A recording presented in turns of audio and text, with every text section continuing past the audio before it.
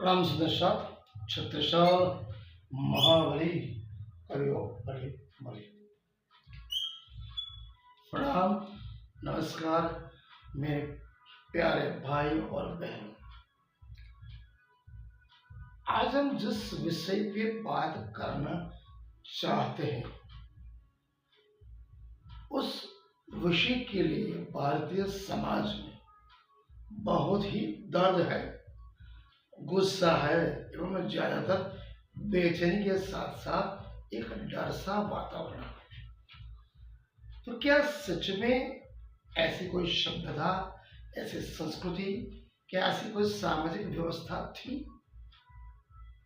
भारत की बात करता हूं, प्राचीन काल जिस समय एक निम्न स्तर की जाति की लड़कियां, जिन्हें हम छोटी जाति कहते हैं, उसकी नव विवाहता पुत्र वधू को शादी के बाद जमींदार या तो सामंत के घर भेजा जाता था। इतिहास इस पे ज्यादातर मौन है, गवाही नहीं देता, या अतिशयोक्ति थी, या सत्ता का विकेंद्रीकरण या दुरुपयोग। तो आज हम केवल सच्चाई से बात करेंगे। हम किसी बड़ी या छोटी जाति की भावनाओं की बात नहीं कर रहे, हम केवल सच्चे प्रमाण के साथ बात करेंगे। भारतीय समाज में इसके लिए बहुत दर्द है। तो इतिहास की अगर हम बात करें जमीनी तौर पर, तो भारत का जो इतिहास से समाज हजारों वर्ष से विविधताओं से भरा हुआ है, लेकिन मध्यकालीन एवं औपनिवेशिक समय में भारत में कुछ हिस्सों में देखा जाए तो 70% हिस्सों में सामंत व्यवस्था थी। मतलब कहने मतलब जमींदारी थी। तो जहां पर जमींदारों के पास क्या था? क्या कुछ अपर्याप्त सत्ताएं, अपर्याप्त सुविधाएं, या फिर सत्ता का विकेंद्रीकरण? तो इतिहास में जमीन, जो जमींदार और सामंत के पास जमीनें थी। नंबर 2, आर्थिक सद्धरता थी। नंबर 3, प्रशासनिक न्याय व्यवस्था जिनके पास थी, जिसे दूसरी भाषा में हम स्थानीय नियंत्रण कहते हैं। ये चारों चीजें, जमीन, आर्थिक सद्धरता, प्रशासनिक प्रभाव, स्थानिक नियंत्रण। तो क्यों न ये समझा जाए कि सामाजिक सद्धरता असंतुलित हो एक ही प्रजा के पास, एक ही व्यक्ति के पास, तो शोषण की संभावना मेरे हिसाब से बढ़ जाती है। तो इस शक्ति असंतुलित थी तो शोषण की संभावना बढ़ती है। तो इतिहास इसको क्या कहते हैं? इतिहास में दर्ज है वाक्य, फर्स्ट नाइट राइट, दुल्हन के पहली नाइट का अधिकार सामंत या तो जमींदार के पास था। इसी इतिहास का फर्स्ट नाइट राइट कहते हैं। इतिहास गवाही देता है,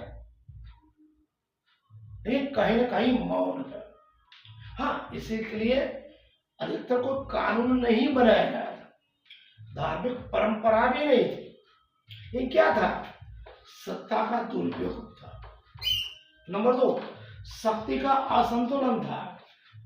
बहुत बड़ी बात, जातिगत समीकरण, सत्ता का दुरुपयोग, शक्ति का असंतुलन एवं जातिगत समीकरण की वजह से ये प्रथाएं भारतीय इतिहास में दर्ज हुई, जिसे हम फर्स्ट नाइट राइट कहते हैं। तो धार्मिक दृष्टिकोण, भारत जो धर्म, अध्यात्म, दर्शन के यहाँ पे बहुत बड़ी बातें करता है। तो किसी भी प्रमुख ग्रंथ में ये बात नहीं है कि ऐसी परंपरा थी, ऐसी कोई व्यवस्था नहीं थी। वेदों में नारी को गुरु लक्ष्मी कहा गया। वेद भी कहते हैं, नारी को सर्वश्रेष्ठ मानते हैं। जहां वैदिक काल में गार्गी और मैत्रेयी उपनिषद में थी, महान ऋषि पत्नी थी। गीता में उसको आत्मा का स्वरूप कहा गया। नारी की व्याख्या वेदों, उपनिषद, गीता में बहुत उच्च कोटि की है। नारी पदस्त्व, नारी को देवों का समान माना गया। इसलिए यहाँ पर 5 परंपराएं। इस्लाम में निकाह का अधिकार है, सिख में स्त्री पुरुष में समानता है। तो प्रश्न ये उठता है, धर्म में, अगर धर्म में ऐसा कुछ नहीं था, सामाजिक परंपरा नहीं थी, कानून व्यवस्था नहीं थी, तो फिर भी हिंदुस्तान में ये चीज क्यों पनपी? तो उत्तर है धर्म नहीं, सामाजिक संरचना थी। पितृ पक्ष की प्रधानता थी, जिसे पुरुष पक्ष। ये जो रचना बनाई सामाजिक संरचना केवल मनुष्य ने बनाई, पुरुष ने बनाई, मतलब पितृ पक्ष प्रधानता थी। जहां नारी को स्वयं तुलसीदास भी कहता है, ढोर गवार पशु और नारी सभी ताड़ना के अधिकारी, जिसने रावण लिखा। सर्वश्रेष्ठ महागणी महापुरुष अगर वही बात करता है तो सामान्य लोगों की क्या बात है? यही बात यूरोप में भी डाउरिट ड्यू सेजनर, एक मिथक कथा है, काल्पनिक कथा है, फिर भी वहां पर ये चीज पनपी। तो आधुनिक इतिहास क्या बताते हैं? भारत में लोक कथाएं आई, साहित्य आया, बाद में जितनी भी फिल्मों आई, टीवी फिल्म एक्टर्स आए, ध्यान दीजिए, उन्होंने इस बात को जोरों से उठाया। अगर भारत के 1000 गांव में से 10 गांव में ऐसी प्रथा पनपी या सामाजिक परंपरा नहीं थी, कुछ दबाव हुआ, गुनाह हुआ, इसका मतलब ये नहीं कि समग्र भारत की सभी व्यवस्था के ऊपर ब्लेम कर। लेकिन कहीं न कहीं एक काली परछाई भारतीय इतिहास में यह है। तो ये अत्याचार नहीं तो क्या, एक प्रकार हिंसा है नारी के प्रति। तो हमें क्या करना चाहिए? दिस इज द रियल मुद्दे, क्या रियल फैक्ट क्या है?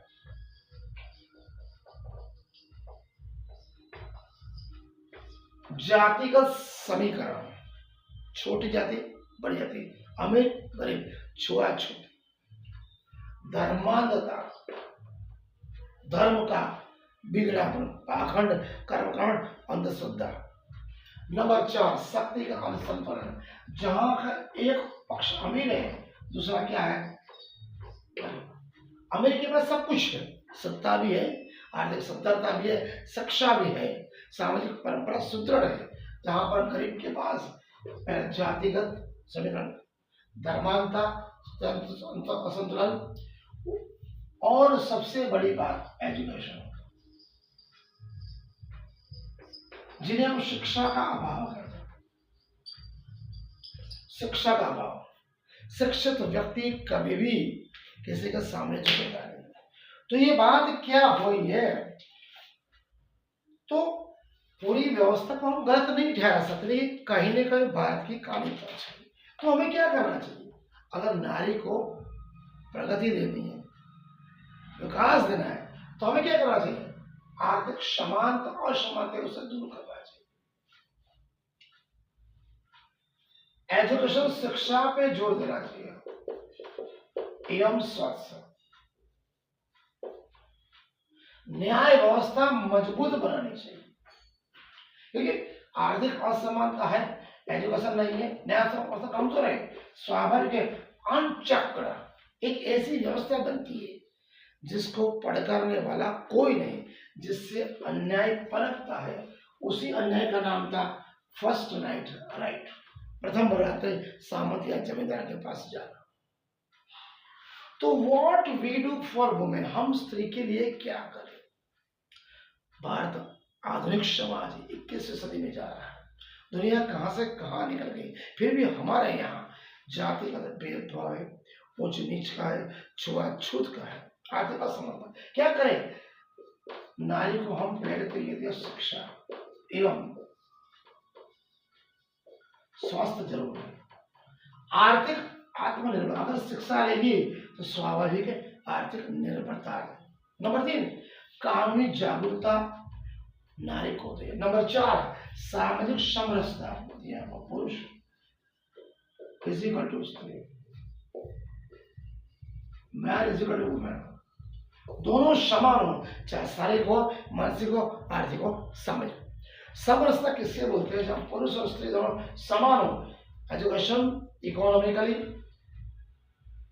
कानून व्यवस्था और सामाजिक समरसता। अगर ये चारों चीज दोनों में समान है तभी हम प्रोग्रेस कर सकते हैं, अन्यथा नहीं। तो कहने का तात्पर्य क्या है?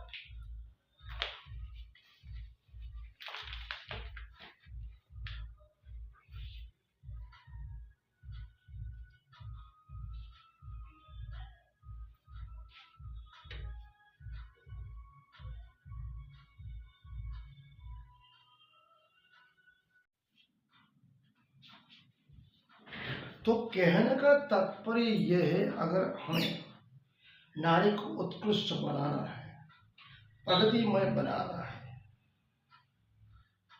तो भीतर से हमें बहुत ही चेंज करने पड़ेगी। नारी केवल शरीर नहीं, उपभोग की कोई वस्तु नहीं, वो जीवनदायिनी है, संस्कृति की धरोहर है। जब हमें समझ में आ जाएगा, नारी को हम समझेंगे, तो हमको इस समझ को भीतर लेना पड़ेगा। वास्तविकता सभ्यता का मापदंड क्या है नारी के लिए? मंदिरों के बड़े बड़े मंदिर बनाना, सोने हीरे मोती से सिंहासन बनाना, गुम्बद बना, बड़े बड़े महल बनाना, या बड़ी बड़ी बातें करना केवल कागजी तौर पर दिखावे के लिए। नारी में समाज की सभ्यता का मापदंड मेरे हिसाब से हम अपनी नारियों को के साथ कैसा व्यवहार करते हैं, चाहे वो बेटी हो या बहू या बहन। जब तक हम उसे सामाजिक समरसता नहीं देंगे, जीवनदायिनी नहीं समझेंगे, सांस्कृतिक वाहक नहीं समझेंगे, तब तक हम कुछ भी कर नहीं सकते। तो आधुनिक भारत के लिए एक ही चीज बड़ी है, आज हम 21वीं सदी में आर्थिक सद्भावना नारी को देनी चाहिए, लैंगिक असमानता उसे हम दूर करनी चाहिए, जातिगत अपमान से उसको दूर करना चाहिए। बचपन से ही लड़के लड़के दोनों को बराबरी का हक देना चाहिए। इतिहास में प्राचीन में हो गया, आज में हो गया, इतिहास को क्यों दोष देते हो? अभी की बात करो ना, अभी क्या लक्ष्य होना चाहिए? नारी को शिक्षा दो, स्वास्थ्य दो, आर्थिक सद्भावना दो, कानूनी जागरूकता दो और सामाजिक समरसता दो। ये चारों चीज तो देनी है। अगर आज हम देते हैं तो हम बड़ी बड़ी बातों करने के लायक हैं, अन्यथा नहीं, बाकी सब कागजी पुरा। तो अंतिम निष्कर्ष ये है कि ऐसी सर्वसामान्य धार्मिक और राष्ट्रीय प्रथा थी ही नहीं। सत्ता का दुरुपयोग था, विकेंद्रीकरण था, जाति का समीकरण था, समस्या धर्म के नहीं और समानता की, समाधान नफरत नहीं है, केवल जागरूकता है। हमारा लक्ष्य होना चाहिए इतिहास की बातों से सीखना, समाज को प्रेम बांटना, सौहार्द बांटना, प्रेम करुणा दया बांटना, नहीं कि नफरत, दुर्ता या तिरस्कार। नारी का जब तक हम सम्मान नहीं करेंगे, जब तक हम सत्ता का दुरुपयोग अलग नहीं करेंगे, समाज और सत्य को स्वीकार नहीं करेंगे, सच्ची सामाजिक उत्थान यही है। हम वास्तविकता समरसता, शारीरिक, मानसिक, आर्थिक और सामाजिक तौर पर नारी को पुरुष के समान हक दें। लड़का लड़की दोनों को बचपन से ही एक शरीर का व्यवहार है, लड़का हो लड़की दोनों एक ही समान है, एक ही परमात्मा के संतान है। दोनों को समान अधिकार जब तक हम नहीं देते हैं, तब तक हम उस समरसता के लायक नहीं। आज का अध्याय थोड़ा मन और चिंतन करने लायक है। समझे, मन का चिंतन करें। अगर समझ में आता है तो कमेंट करें, अन्यथा कमेंट करने की जरूरत नहीं। प्रणाम।